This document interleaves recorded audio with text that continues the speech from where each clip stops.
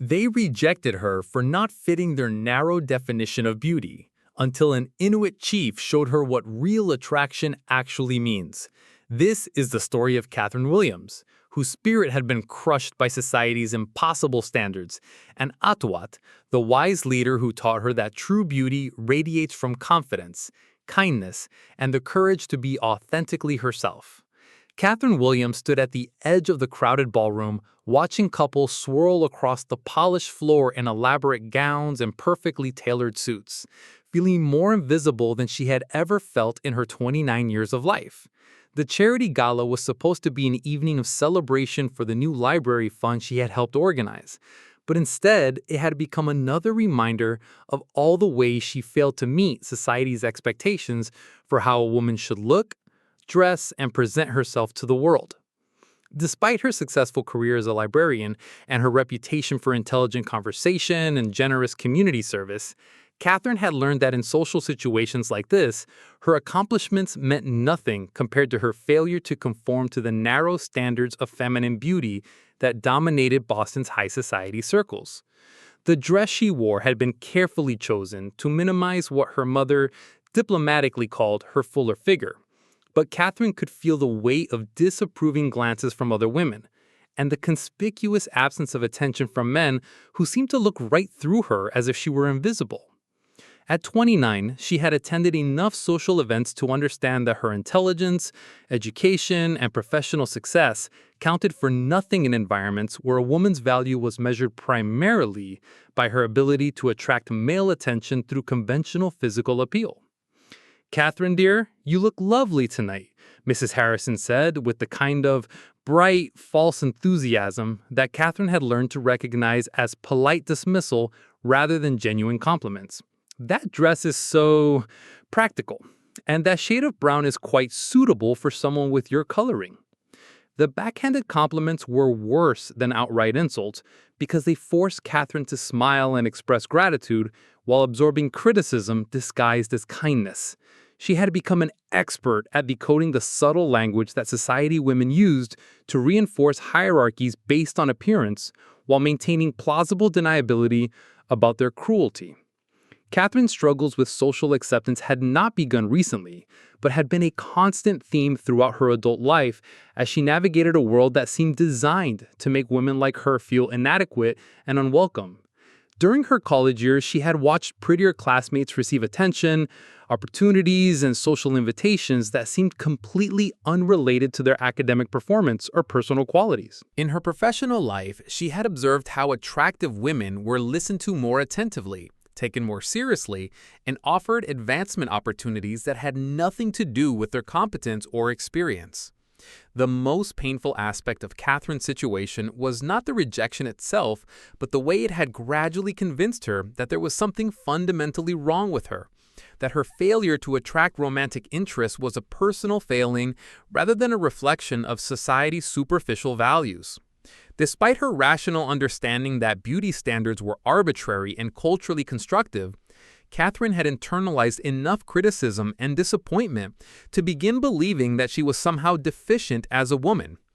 "You have such a pretty face," people will tell her, the qualifying phrase that immediately followed, making it clear that this observation was meant to highlight rather than minimize her other supposed shortcomings. "If you just lost some weight, wore different clothes, did something with your hair," the suggestions were endless and contradictory, all based on the assumption that Catherine's primary goal in life should be transforming herself to meet other people's expectations rather than developing her own talents and pursuing her own interests. What made Catherine's situation particularly frustrating was that she was genuinely happy with many aspects of her life. She loved her work at the library, found deep satisfaction in helping people find information and resources they needed, and took pride in the literacy programs she had developed for immigrant families. She enjoyed reading, traveling, and engaging in political discussions with people who valued her intelligence and opinions.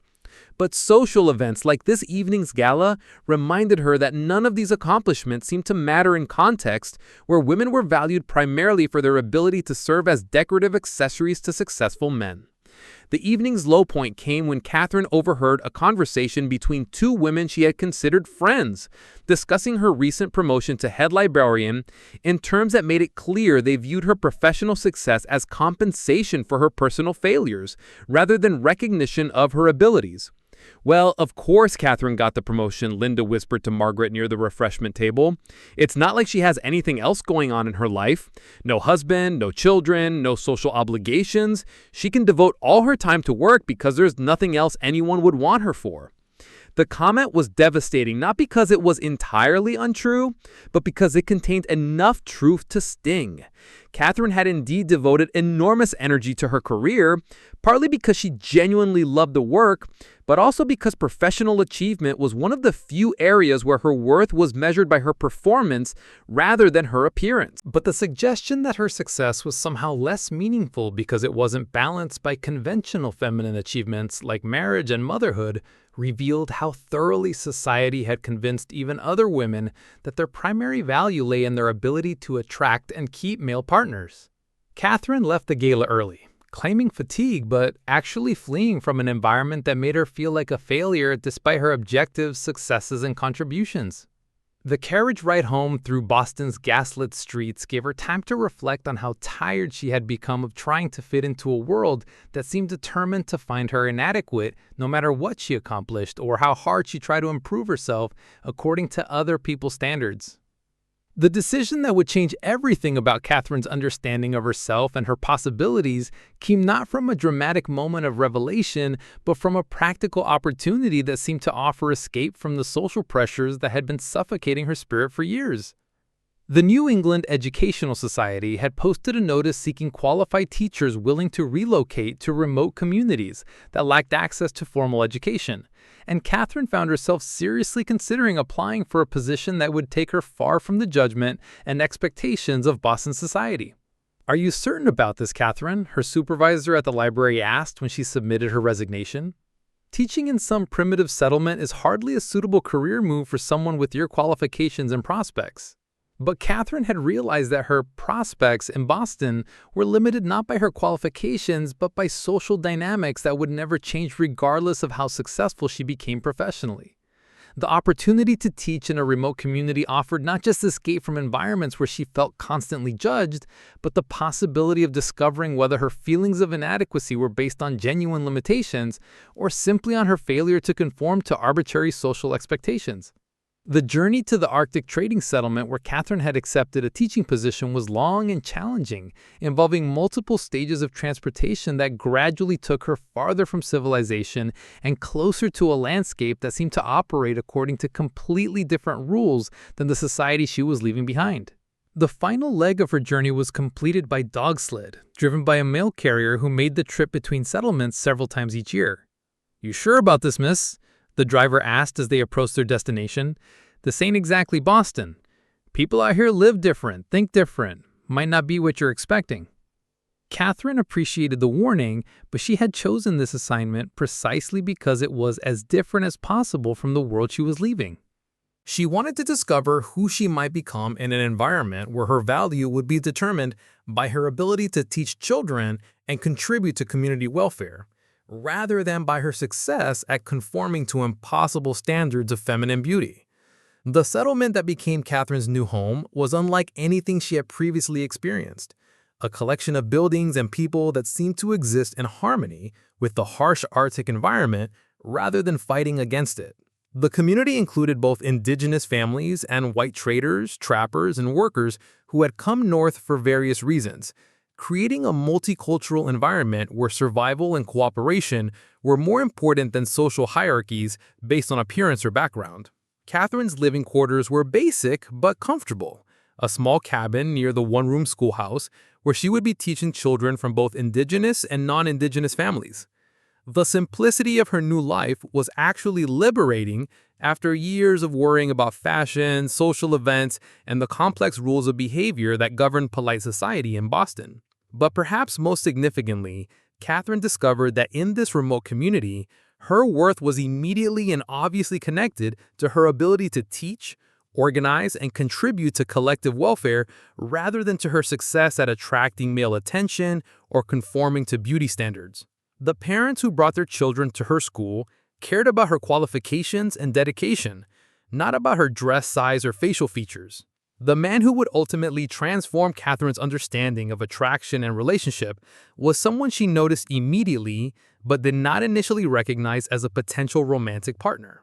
Atuat was clearly one of the most respected members of the community, a man whose opinions carried weight in community decisions and whose practical skills made him valuable during crises or challenges. But Catherine's previous experiences had taught her not to hope for romantic interest from men who held positions of leadership or influence. Atuat was an Inuit man in his mid-30s who served as an informal leader for the indigenous families in the settlement while also working as a translator and mediator between different cultural groups. His calm confidence and natural authority were immediately apparent, but Catherine was struck even more by his respectful treatment of everyone in the community, regardless of their background, status, or personal characteristics. Unlike the men Catherine had known in Boston, who seemed to evaluate every woman they met in terms of potential romantic or sexual interest, Atuat interacted with Catherine as a professional colleague whose opinions and capabilities mattered independent of any other considerations.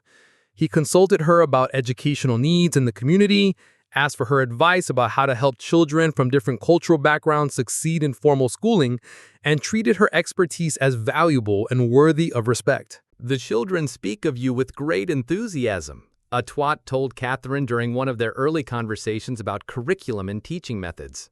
"They say you make learning feel like discovery rather than obligation. This is a gift that will serve our community well." The comment was remarkable not just for its recognition of Catherine's professional skills, but for its complete absence of the qualifying phrases and backhanded compliments that had characterized most feedback she received about her work in Boston. Atuat seemed genuinely impressed by her teaching abilities and grateful for the contributions she was making to community welfare, without any suggestion that her value was limited by her failure to meet conventional standards of feminine attractiveness. As weeks passed and Catherine became more integrated into the community's daily life, she began to observe that Atuat's approach to relationships and attraction seemed fundamentally different from what she had experienced in her previous social environment. He paid attention to people's character, capabilities, and contributions rather than focusing primarily on physical appearance or social status. His respect for women seemed based on recognition of their individual strengths and achievements rather than on their success at fulfilling traditional gender expectations.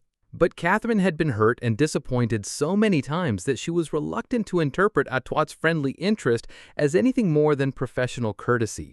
She had learned to protect herself by assuming that men who treated her with respect were simply being polite rather than expressing genuine personal interest. And she applied this defensive strategy to her interactions with Atuat, even as she found herself increasingly drawn to his intelligence, integrity, and gentle strength. The misunderstanding that led to deeper conversation and mutual recognition came when Catherine overheard community members discussing arrangements for the upcoming winter celebration, including speculation about which unmarried adults might form romantic partnerships during the traditional season of courtship and engagement. She was surprised and somewhat hurt to hear her own name mentioned as someone who would obviously remain single, not because of any criticism of her character, but because of assumptions about her romantic prospects based on appearance. "Catherine is a wonderful teacher and a kind person," one woman said, "but she will probably focus on her work rather than seeking a husband. Some women are meant for other purposes." The comment was not intended to be cruel, and it reflected the speaker's genuine respect for Catherine's professional contributions to the community. But it also revealed assumptions about the connection between physical attractiveness and romantic possibility that were apparently universal rather than limited to the sophisticated society Catherine had left behind in Boston. Atuat, who had been listening to this conversation, surprised everyone by challenging these assumptions directly. "Why do you assume that Catherine has no interest in marriage or that no man would be interested in her?" he asked. "She is intelligent, accomplished, kind, and dedicated to serving others. These seem like qualities that would make her a desirable partner for someone who values substance over superficial appearances." The exchange was overheard and reported to Catherine by Rose, one of the few other unmarried women in the settlement, who thought she should know that someone had defended her romantic prospects in public. But rather than feeling grateful for Atuat's support, Catherine felt embarrassed that her personal situation had become a topic of community discussion and defensive about what seemed like pity from someone who could never genuinely be interested in her romantically. "I appreciate Atuat's kindness," Catherine told Rose, "but I don't need anyone to feel sorry for me or to defend my worth as a theoretical romantic partner. I came here to teach, not to find a husband." Rose, who had observed the interactions between Catherine and Atuat more carefully than Catherine herself had, recognized that Catherine's defensive response reflected hurt and disappointment from previous experiences rather than accurate assessment of the current situation. "I don't think Atuat was expressing pity," Rose said carefully. "I think he was expressing genuine admiration and perhaps personal interest that you might not have recognized." The suggestion that Atuat might actually be interested in Catherine romantically seemed so unlikely that she initially dismissed it as wishful thinking on Rose's part. But over the following days, Catherine found herself paying closer attention to Atuat's behavior toward her, trying to determine whether his respectful attention might actually reflect personal interest rather than simple professional courtesy. The conversation that finally clarified their mutual feelings came when Catherine and Atuat found themselves working together to organize community resources for families who had experienced setbacks due to illness and hunting accidents. Their collaboration revealed how well their different skills and perspectives complemented each other, and how much they enjoyed each other's company when focused on shared goals rather than social expectations. "You have a gift for seeing what people need and organizing solutions that serve everyone's interests," Atuat told Catherine, as they finished distributing supplies to families in need. "This kind of wisdom and compassion is rare and valuable." "I enjoy working with you," Catherine replied, then hesitated before adding, "I enjoy talking with you, spending time with you. I hope that's appropriate for me to say."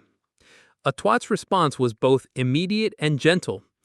"It is not only appropriate, it is welcome. I have been hoping for opportunities to spend more time with you, to learn more about your thoughts and experiences, to discover whether the attraction I feel might be mutual." The word attraction stopped Catherine short, because it forced her to confront assumptions she had made about what could possibly attract someone like Atuat to someone like her. "I don't understand," she said honestly. "What could you possibly find attractive about me?" Atuat's answer challenged everything Catherine thought she knew about attraction and desirability. "I am attracted to your intelligence, your dedication to helping others, your courage in leaving everything familiar to serve a community that needed your skills. I am attracted to your gentle manner with children, your patience with adults who are learning you ideas, your willingness to work hard for causes you believe in. I am attracted to your honesty, your humor, your refusal to pretend to be someone you are not in order to gain approval." The enumeration of qualities that had nothing to do with physical appearance or conventional femininity forced Catherine to reconsider her understanding of what made someone attractive to a potential romantic partner. In Boston society, she had learned that attraction was primarily visual and based on conformity to narrow standards of beauty and style. But Atuat seemed to be describing attraction to character, capabilities, and personal qualities that Catherine actually possessed rather than superficial characteristics she could never achieve. "But surely physical attraction matters too," Catherine said, voicing the concern that had prevented her from believing that someone like Atuat could genuinely be interested in someone like her. "Physical attraction can certainly be part of romantic feeling," Atuat agreed. "But it develops differently for different people. For me, attraction grows from respect, admiration, and emotional connection. The more I appreciate someone's character and enjoy their company, the more beautiful they become to me. You have become very beautiful to me, Catherine, in ways that have nothing to do with fashion or social expectations." The conversation marked the beginning of a courtship that was unlike anything Catherine had previously experienced, based on mutual respect, shared values, and gradual deepening of emotional intimacy, rather than on performance of traditional gender roles or adherence to social expectations about romance.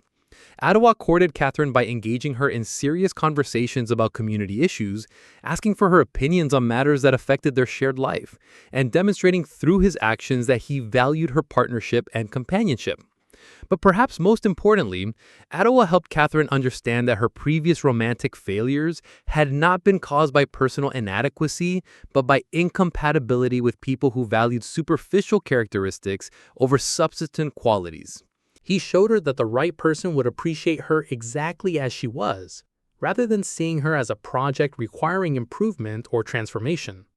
In my culture, Atua explained during one of their evening walks along the frozen river that bordered the settlement, we believe that true partnership requires two people who complement each other's strengths and support each other through challenges.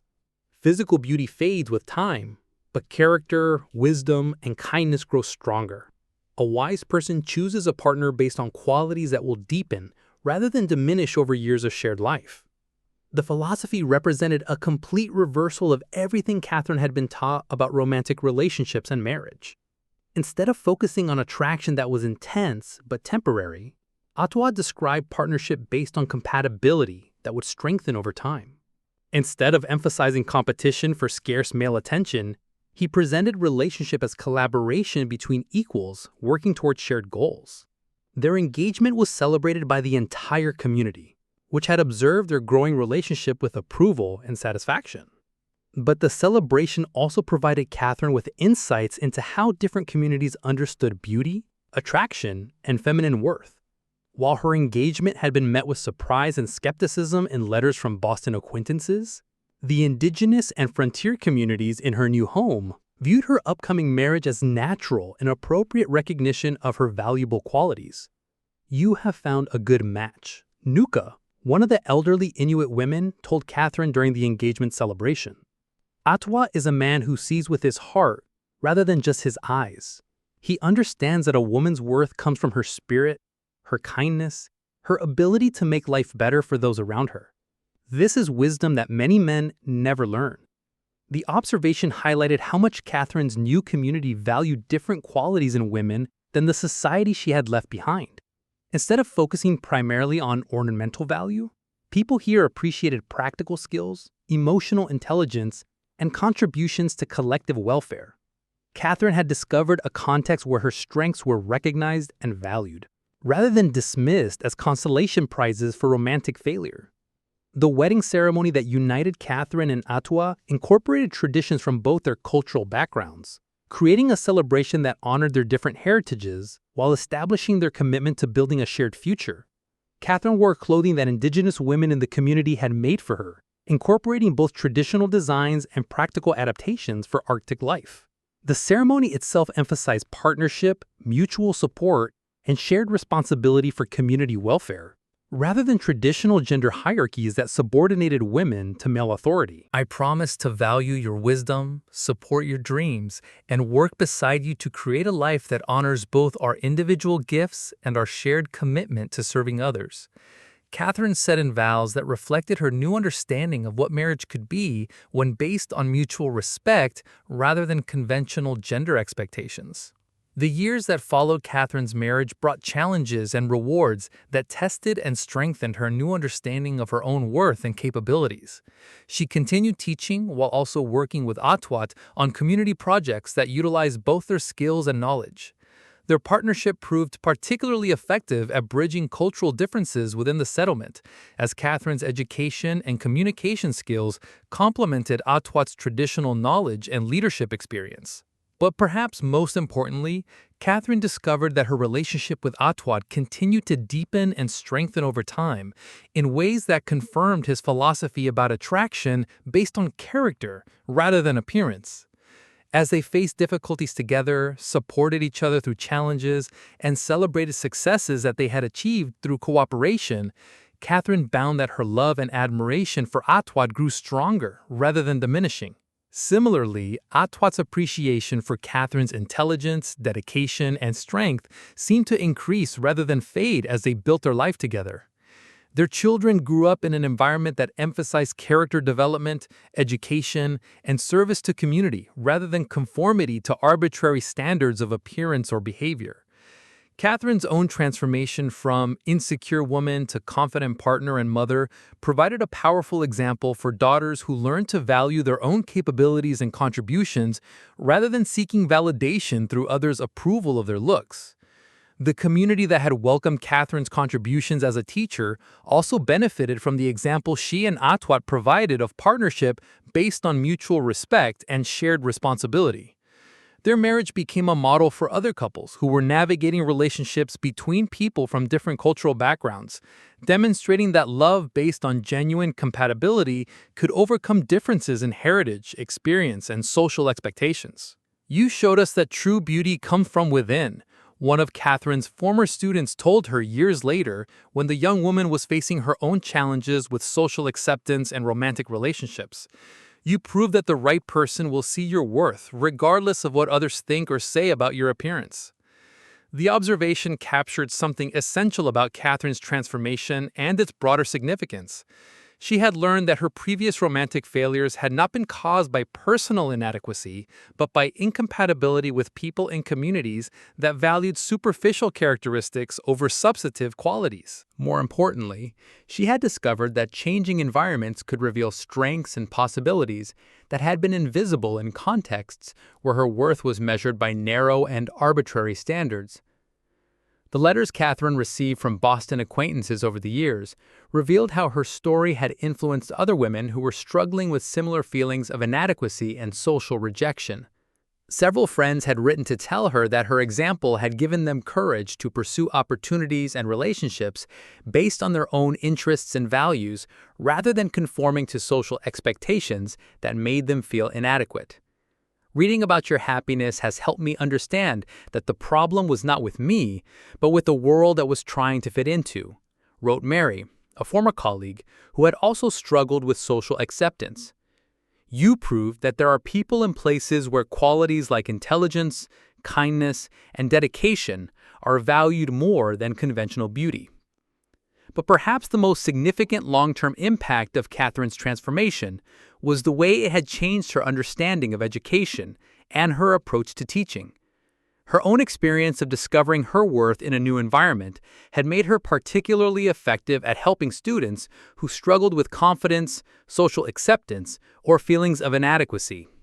She had learned to recognize and nurture strengths that might not be valued in conventional academic or social settings, helping children discover their own unique capabilities and contributions. The school that Catherine established in the Arctic settlement became known throughout the region for its success with students who had been considered failures or troublemakers in other educational environments. Her approach emphasized individual strengths, practical skills, and character development rather than conformity to standardized expectations, creating an environment where children could discover their own potential rather than feeling pressured to meet arbitrary standards. Miss Catherine sees something good in every child, parents would tell each other when discussing their children's progress. She helps them understand that they have value and purpose, regardless of what others might think about their differences. The observation reflected Catherine's own transformation from someone who believed her worth was determined by others' approval to someone who understood that true value came from character, contribution, and authentic self-expression. The teacher who had once felt like a failure in Boston society had become a source of inspiration and guidance for children and adults who were facing their own struggles with acceptance and belonging. As Catherine entered her 40s, still happily married and successful in her work, she often reflected on the journey that had brought her from despair in Boston ballrooms to fulfillment in Arctic classrooms. The woman who had once believed she was fundamentally unlovable had discovered that she has simply been looking for love in places where her genuine qualities were not valued or recognized. The community that had welcomed her contributions as a teacher had also provided the context where she could meet someone whose understanding of attraction and partnership was based on character rather than appearance. Atuat had not rescued Catherine from her circumstances so much as he had provided a recognition and appreciation that allowed her to rescue herself from beliefs that had been limiting her potential for happiness and success. "Do you ever regret leaving Boston?" Atuat asked her one evening as they sat together watching the northern lights dance across the sky above their home. I regret that it took me so long to understand that the problem was not with me, but with the standards I was trying to meet, Catherine replied. I regret all the years I spent believing that my worth was determined by other people's approval, rather than by my own character and contributions. The conversation took place more than 15 years after Catherine's arrival in the Arctic settlement, and she marveled at how completely her understanding of herself and her possibilities had been transformed. The woman who had once felt invisible in crowded ballrooms had become a respected community leader whose opinions were sought and valued by people who knew her character rather than judging her appearance. Most importantly, Catherine had learned that true attraction and lasting love were based on recognition of inner qualities rather than conformity to external standards. The marriage she had built with Atuat had proven that partnership based on mutual respect, shared values, and emotional compatibility could provide deeper satisfaction than relationships based on conventional romantic attraction or social expectations.